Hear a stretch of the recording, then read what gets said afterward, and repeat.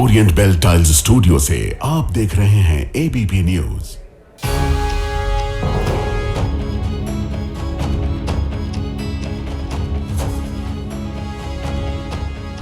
नमस्कार, मैं हूं प्रतिमा मिश्रा। आज दिन की बड़ी खबरों के साथ आइए शुरू करते हैं भारत की बात। शुरुआत उन खबरों से जिन पर विस्तार से करेंगे चर्चा। सीएम योगी के 80-20 दांव के खिलाफ अखिलेश यादव ने 95-5 का फॉर्मूला दिया है। इसमें 27 का संदेश क्या है, इसका विश्लेषण आज करेंगे। सीबीएसई की ऑन स्क्रीन मार्किंग पर आज बड़ा खुलासा करने वाले हैं हम। दिखाएंगे कैसे सीबीएसई ने 12वीं के 17 लाख छात्रों के साथ बड़ा धोखा किया है। अगर आप या आपके कोई संबंधी चारधाम यात्रा पर जाने वाले हैं तो ये खबर देखना आपके लिए जरूरी है, क्योंकि चारधाम यात्रा से बद इंतजामी की तस्वीरें सामने आई हैं। और हर दिन की तरह रात 8:30 बजे आप मेरे साथ देखेंगे स्पेशल रिपोर्ट और कितनी त्वचा। शुरुआत करते हैं और आज सबसे पहले बात योगी के 80-20 वर्सेस अखिलेश यादव के 95-5 फॉर्मूला की करेंगे। सीएम योगी के 80-20 फॉर्मूला से तो आप अच्छी तरह से वाकिफ ही होंगे, लेकिन अखिलेश यादव ने 95-5 फॉर्मूला की एंट्री आज ही कराई है। आज 2027 की लड़ाई पर दिल्ली से लेकर यूपी तक सियासी हलचल तेज रही। लोकसभा में नेता प्रतिपक्ष राहुल गांधी के रायबरेली दौरे का बुधवार को दूसरा दिन रहा। राहुल गांधी ने संसदीय क्षेत्र में महाबली वीरा पासी की प्रतिमा का अनावरण किया। पासी समुदाय के अधिकारों, संविधान और आरक्षण पर बात की। समाजवादी पार्टी अध्यक्ष अखिलेश यादव ने पीडीए पर बड़ी प्रेस कॉन्फ्रेंस की। प्रेस कॉन्फ्रेंस से उन्होंने 95-5 का नारा दिया। वंचितों के अधिकार, संविधान और आरक्षण पर बात की। हलचल सत्ता पक्ष के खेमे में भी दिखी। यूपी बीजेपी अध्यक्ष पंकज चौधरी और संगठन महामंत्री धर्मपाल ने दिल्ली में बीजेपी के राष्ट्रीय अध्यक्ष नितिन नवीन से मुलाकात की। इसके अलावा लोक जनशक्ति पार्टी से सांसद अरुण भारती आज सीएम योगी आदित्यनाथ से मिले। मुलाकात के केंद्र में पासी समुदाय ही रहा। यूपी के चुनावी रण में पासी समुदाय पर सभी पार्टियों का फोकस अचानक से बढ़ गया है। खासकर कांग्रेस और बीजेपी ने पासी समुदाय को साधने के लिए जोर आजमाइश तेज कर दी है, क्योंकि समाजवादी पार्टी ने 2024 के लोकसभा चुनाव में पासी समुदाय के बीच अपनी पकड़ मजबूत की है। पासी दलित वर्ग की जाति है और दलित अखिलेश यादव के पीडीए फॉर्मूला का अहम घटक है। इसलिए आज जब राहुल गांधी ने महाबली वीरा पासी की प्रतिमा का अनावरण किया तो अखिलेश यादव ने पीडीए प्रयोग को धार देने वाला एक नया फॉर्मूला सियासी गलियारों में उछाल दिया। पिछले 5000 सालों से देश के समाज में दो बड़े विभाजन रहे हैं। एक तरफ वर्चस्ववादी लोग रहे हैं, दूसरी तरफ वंचित लोग। इनका अनुपात 5% बनाम 95% का रहा है। बाबा साहेब ने इस भेदभाव और दुख को झेला था, इसलिए उन्होंने सदियों पुराने सामाजिक विभेद को खत्म करने व बराबरी लाने के लिए संविधान में आरक्षण की व्यवस्था की। अब अखिलेश यादव के 95-5 फॉर्मूला को विस्तार से समझने की जरूरत है। अखिलेश यादव ने कहा है कि पिछले 5000 सालों से देश में दो बड़े विभाजन रहे हैं। एक तरफ वर्चस्ववादी लोग रहे हैं, दूसरी तरफ वंचित। इनका अनुपात 5% बनाम 95% का रहा है। इसे और आसान भाषा में कहें तो 5% में वर्चस्ववादी यानी उच्च जाति के प्रभुत्वशाली लोग शामिल हैं, जो 95% वंचितों, जिनमें पिछड़े, दलित और अल्पसंख्यक शामिल हैं, उनका शोषण करते रहे हैं, उन्हें अधिकारों से वंचित करते रहे हैं। दरअसल अखिलेश यादव का यह फॉर्मूला सीएम योगी के 80-20 वाले धार्मिक दाव के फॉर्मूला की जाति वाली काट है। एक तरफ वर्चस्ववादी लोग रहे हैं, दूसरी तरफ वंचित लोग। इनका अनुपात 5% बनाम 95% का रहा है। मैंने कहा 80% बीजेपी के साथ होगा, 20% हमेशा विरोध करता है, विरोध करेगा। अखिलेश यादव का 95-5 फॉर्मूला उनकी जाति वाली सोशल इंजीनियरिंग का दाव।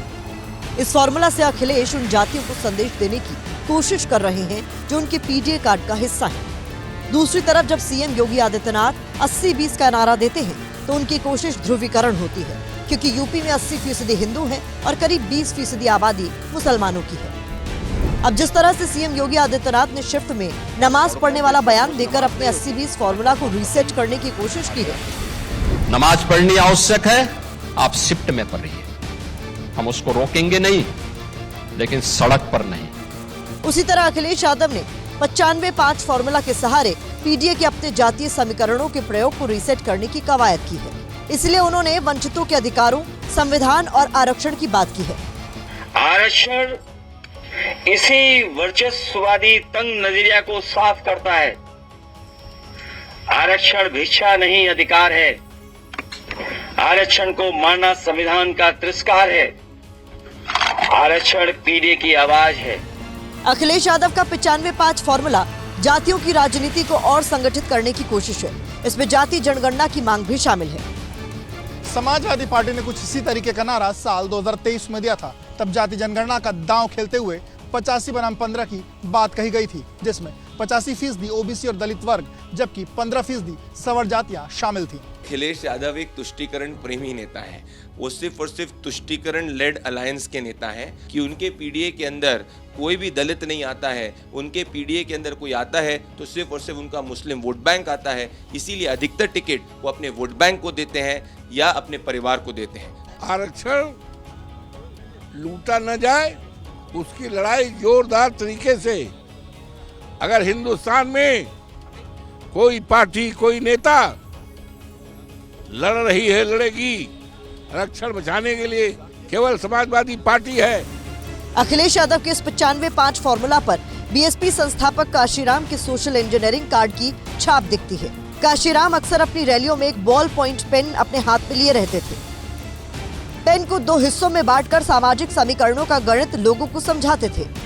स्याही और रीफिल को 85% बहुजनों का प्रतीक बताते थे, जिसमें एससी, एसटी, ओबीसी और अल्पसंख्यक समुदाय शामिल होता था, जबकि 15% पेन के कैप वाले हिस्से को प्रभुत्वशाली उच्च जातियों का प्रतीक बताते थे। संदेश ये होता था कि आबादी में 15% होने के बावजूद वर्चस्ववादी लोग 85% वंचित आबादी का शोषण कर रहे हैं। अब अखिलेश यादव भी उसी नैरेटिव को नई धार देने की कोशिश कर रहे हैं। अखिलेश की कोशिश जाति और सामाजिक न्याय की राजनीति को नए सिरे से जमीन पर उतारने की है। चुनाव को लेकर कई तरीके के कॉम्बिनेशन की बात होती है, जिसमें कई तरीके के इक्वेशन बनते हैं, कास्ट कॉम्बिनेशन बनते हैं, और मुझे लगता है कि पार्टियों का सबसे ज़्यादा फोकस इन फार्मूलों के जरिए उन जातियों के एकजुटता की तरफ ज़्यादा है। जाति, सामाजिक न्याय और आरक्षण की पिच पर आज राहुल गांधी भी बैटिंग करते हुए नजर आए। फोकस में यूपी का पासी समुदाय रहा। राहुल गांधी ने महाबली वीरा पासी की प्रतिमा के अनावरण के साथ पासी समुदाय को संदेश देने की कोशिश की। महाबली वीरा पासी 1857 के विद्रोह में अंग्रेजों के खिलाफ अपनी वीरता के लिए जाने जाते हैं। वीरा पासी अवध क्षेत्र के स्वतंत्रता सेनानी और वीर सैन्य कमांडर रहे हैं। पासी समुदाय के बीच उनके प्रति काफी सम्मान है। वीरा पासी के जरिए राहुल गांधी ने पासी समुदाय को साथ जोड़ने की कोशिश की है। अब पासी वोट बैंक 27 से पहले पार्टियों के लिए अहम क्यों हो गया है, वो भी समझिए।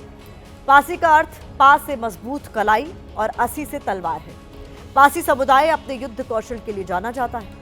यूपी में पासी समुदाय की आबादी लगभग 3.5% है। पासी समुदाय यूपी की कुल दलित आबादी का 16% है। इसके अलावा अवध क्षेत्र में पासी समुदाय का अच्छा खासा प्रभुत्व है।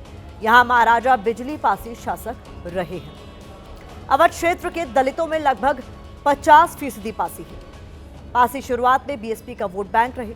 2014 में ये बीजेपी की तरफ शिफ्ट हुए, लेकिन 2024 के चुनाव में इनका झुकाव समाजवादी पार्टी की ओर दिखा।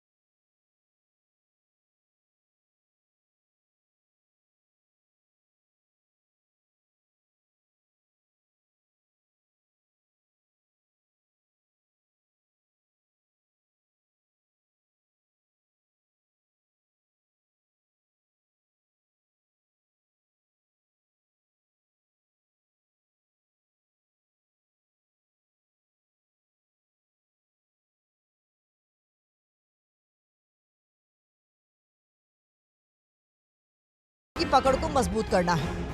जो विचारधारा अंबेडकर जी की थी, वीरापासी जी की थी, उसकी रक्षा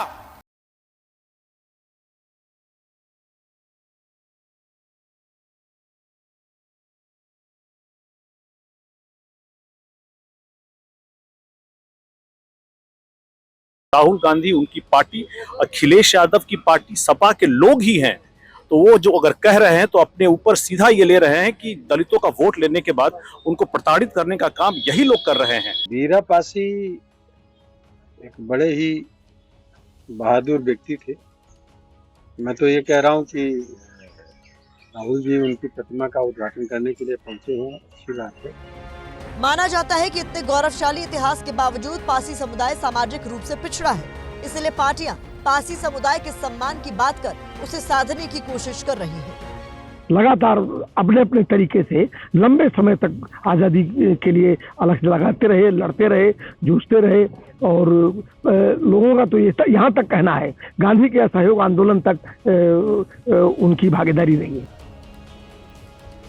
राजनीति के बाद अब सीबीएसई का एग्जाम देने वाले उन 17 लाख छात्रों की बात करते हैं जिनके भविष्य के साथ स्कैन, अपलोड और क्रैश वाला धोखा हुआ है। 2 दिन पहले हमने इसी शो में 12वीं क्लास के लाखों छात्रों की बात की थी। हमने दिखाया था कि 13 मई को आए 12वीं के रिजल्ट ने सीबीएसई के ऑन स्क्रीन मार्किंग सिस्टम पर कैसे प्रश्न चिन्ह लगा दिया।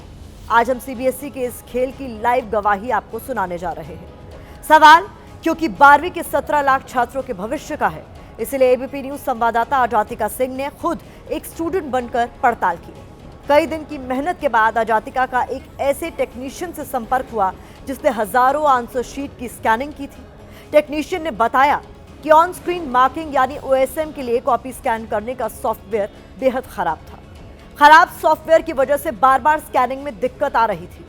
बड़ी संख्या में पेपर पेंडिंग रह गए थे, जिसके बाद मैनुअल चेकिंग की गई। कॉपी की स्कैनिंग करने में ज्यादातर छात्र शामिल थे। एबीपी न्यूज ने इस टेक्नीशियन से कई सवाल किए, जिसके बाद इस टेक्नीशियन ने फोन पर खुलासों की पूरी सीरीज रिलीज कर दी। आज आपको ये लाइव गवाही जरूर सुननी चाहिए, जिसे सुनकर आपको पूरी प्रक्रिया के क्रैश होने का पता चल जाएगा।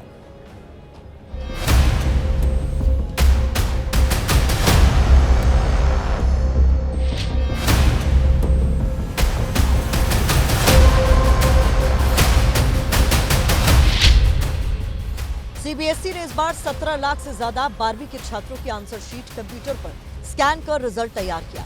इसे कहा गया ओएसएम यानी on screen marking.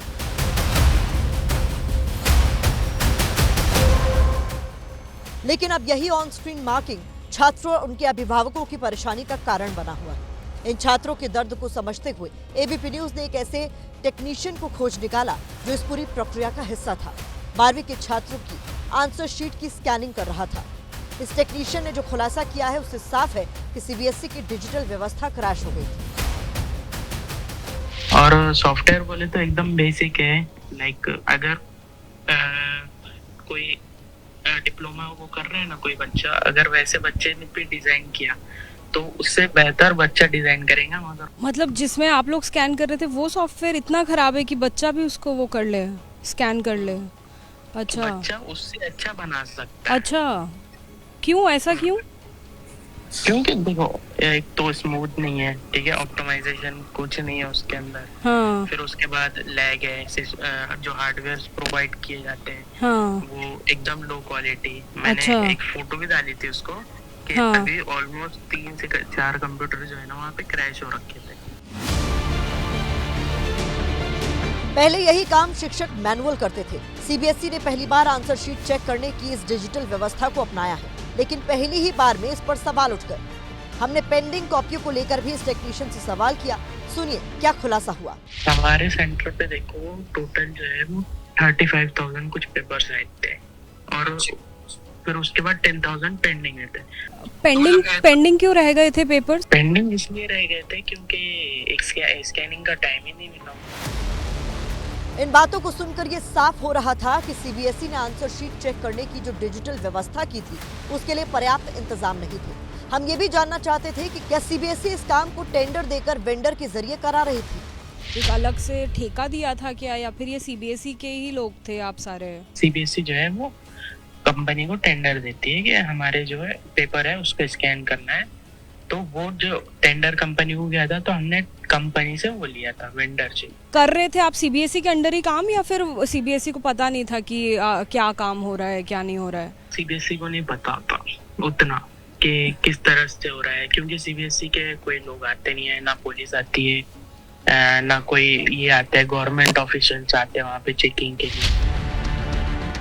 Answer sheet की स्कैनिंग करने वाले इस टेक्नीशियन की हर बार सवालों की एक लकीर खींचती जा रही थी। सवाल इसलिए क्योंकि कुछ घंटे पहले सीबीएसई और शिक्षा मंत्रालय के अधिकारी ओएसएम पर सफाई देने मीडिया के सामने आए थे। कहा था कि सीबीएसई में ओएसएम के लिए 3 लाख शिक्षकों को ट्रेनिंग दी गई है। 77,000 शिक्षकों ने कॉपियां चेक की, लेकिन टेक्नीशियन ने इसकी भी सच्चाई बता दी। आप लोगों की क्वालिफिकेशन और सर जो आपके थे उनकी क्वालिफिकेशन क्या होती है? 4 से 5 लोग जो है वो अराउंड कुछ बीटेक कर रहे हैं, कुछ जो है वो बीसीए कर रहे हैं, ऐसे। नहीं मतलब वो स्टूडेंट्स हैं, वो अभी पढ़ाई कर रहे हैं। हाँ। आंसर शीट स्कैन करने वाले इस टेक्नीशियन की बातों से साफ है कि सीबीएसई की टेक्निकल तैयारी दोयम दर्जे की थी। सॉफ्टवेयर खराब था, चेकिंग टीचर की जगह छात्र कर रहे थे, जिसकी वजह से छात्रों की परेशानी बढ़ी हुई है। जो इश्यूज हैं उस पर विशेष रूप से ध्यान दिया गया है ताकि जो मार्किंग की जाए ऑन स्क्रीन के माध्यम से ये एक्यूरेट हो और एकदम ट्रांसपेरेंट और फेयर हो। टेक्नीशियन के खुलासे के बाद सीबीएसई ने भी अपना पक्ष रखा। सीबीएसई ने कहा कि वो एक जिम्मेदार संस्था है जो परीक्षा की प्रक्रिया में निष्पक्षता, पारदर्शिता अपनाता है। सीबीएसई ने कहा है कि ऑन स्क्रीन मार्किंग प्रणाली में पूरी सावधानी बरती गई है। इस बीच सीबीएसई ने कहा है कि जिन छात्रों के कम नंबर आए हैं वो फिर से कॉपी की जांच करा सकते हैं। इसके लिए छात्र सीबीएसई की वेबसाइट पर जाकर सब्जेक्ट की स्कैन आंसर शीट की कॉपी ले सकते हैं। लेकिन यहां भी सीबीएसई छात्रों की परेशानी खत्म नहीं कर पाई। सीबीएसई ने स्कैन कॉपी डाउनलोड करने की शुरुआत 19 मई सुबह 10 बजे से की थी, लेकिन 10 बजे के बाद सीबीएसई की वेबसाइट ट्रैफिक बढ़ने की वजह से हैंग हो गई। फिर सीबीएसई ने गलती मानते हुए कहा कि आज दोपहर 2 बजे से छात्र स्कैन आंसर शीट की कॉपी डाउनलोड कर पाएंगे। इसके बावजूद समस्या ठीक नहीं हुई। शाम 5 बजे सीबीएसई की वेबसाइट ने ठीक से काम करना शुरू किया। सीबीएसई की इस लापरवाही की वजह से आज दिन भर वो छात्र परेशान होते रहे जो रीचेकिंग कराना चाहते हैं।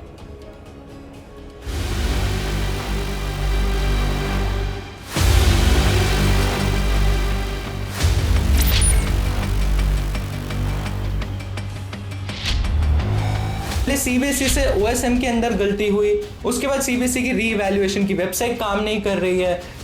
हर एक चीज में एट दी एंड बच्चे सफर कर रहे हैं। सीबीएसई तो इस चीज की वजह से बिल्कुल इनकेयरलेस दिख रहे हैं, वो कुछ कर ही नहीं रहे हैं। साल जो डिजिटल चेकिंग हुई है जिसके चलते मेरे इंग्लिश और मैथ में बहुत नंबर कम आए, जिसके चलते मेरी जो ओवरऑल परसेंटेज है वो काफ़ी डाउन हो चुकी है। मैनुअली टीचर्स अगर चेक करते तो हम बच्चे जो लॉजिक जैसे एक्सप्लेन करते हैं वो चीज़ कैच कर पाते। बहुत सारे स्टूडेंट्स के मार्क्स में बहुत ज़्यादा गिरावट आई है और इससे बच्चे के माइंडसेट पे भी इम्पैक्ट पड़ता है। पहले नीट और अब सीबीएसई, दोनों जगह छात्र परेशान हैं। सिस्टम की लापरवाहियों की वजह से बच्चों की मेहनत पर पानी फिर रहा है।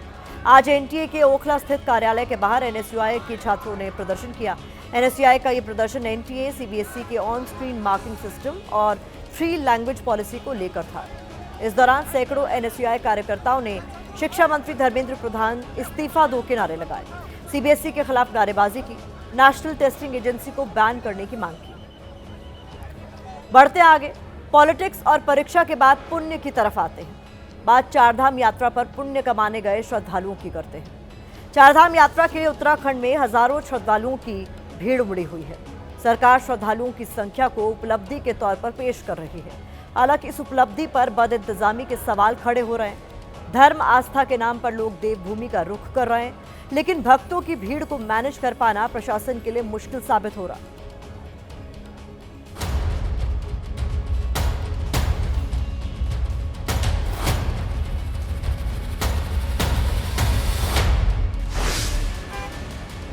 ये तस्वीरें रुद्रप्रयाग जिले में मौजूद गौरीकुंड से 14 किलोमीटर पहले की है। गौरीकुंड केदारनाथ का आखिरी सड़क मार्ग पड़ाव है। गौरीकुंड के आगे पैदल यात्रा शुरू हो जाती है।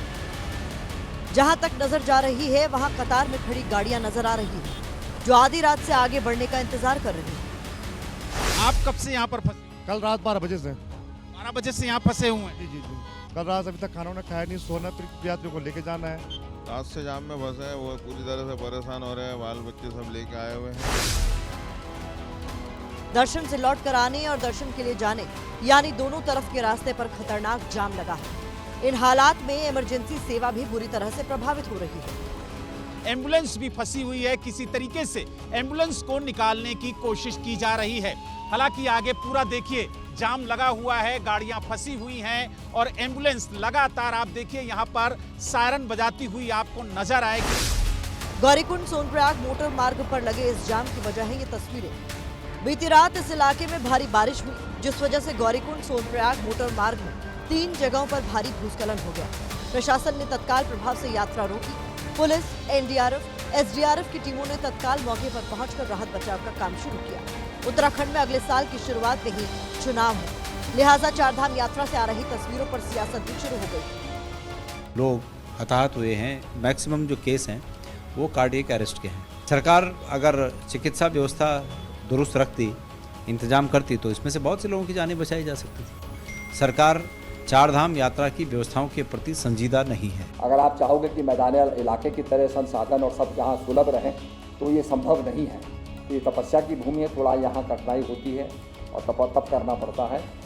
चारधाम यात्रा को शुरू हुए करीब 1 महीना हो चुका है। इस बीच यहाँ आए श्रद्धालु सरकार के इंतजाम पर सवाल खड़े कर रहे हैं। इस वक्त हम केदारनाथ से पहले जो सीतापुर है वहां पे मौजूद हैं और आप देख सकते हैं कि कितना लंबा जाम लगा हुआ है। जो दूसरी तरफ के वाहन हैं वो धीरे धीरे रास्तों से हटाए जा रहे हैं, जो मार्ग के किनारे खड़े हुए थे। भीड़ ही नहीं बढ़ रही है बल्कि श्रद्धालुओं की मौत का आंकड़ा भी बढ़ रहा है। उत्तराखंड राज्य आपातकालीन संचालन केंद्र से जारी रिपोर्ट के मुताबिक 19 अप्रैल को शुरू हुई चारधाम यात्रा के बाद से 53 श्रद्धालुओं की मौत हो चुकी है। सरकार इन मौतों के पीछे स्वास्थ्य संबंधी समस्याओं का हवाला दे रही है। मरने वाले अधिकांश तीर्थयात्री 55 साल से ज्यादा आयु के थे। 30 लोगों की केदारनाथ मार्ग पर मौत हुई, 10 की बद्रीनाथ मार्ग, 8 की यमुनोत्री मार्ग और 7 की गंगोत्री के रास्ते में जान गई। श्रद्धालुओं की मौत की वजह तो जांच के बाद साफ होगी, लेकिन जो तस्वीरें उत्तराखंड से सामने आ रही हैं, वो प्रशासन और सरकार के दावों की पोल जरूर खोल रही हैं, जहां लोग एक एक बूंद पानी के लिए भी तरस रहे हैं। शासन की व्यवस्था आपको ठीक नजर नहीं आ रही? अब कुछ नजर नहीं आ रही, बिल्कुल भी कोई पुलिस वाला नहीं है, कुछ नहीं है, कोई लाइन में भी। हम रात की 3 बजे से परेशान हो रहे सर, बहुत ही परेशान हो रहे। नहीं पानी मिल रहा हमको पीने के लिए और व्यवस्था कुछ भी नहीं है। इधर खाने पीने की व्यवस्था नहीं है, जेब से खा लेंगे हम, मिले तो सही हमको। अब इस यात्रा में हो क्या रहा है? धार्मिक पर्यटन के जरिए धामी सरकार की जेब भर रही है और श्रद्धालु मुसीबत का सामना कर रहे हैं। उत्तराखंड की टूरिज्म इकोनॉमी को मजबूती मिल रही है।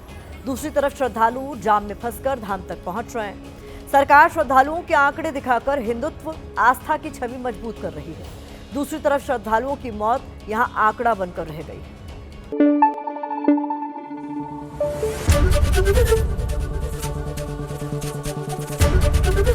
एबीपी न्यूज आपको रखे आगे।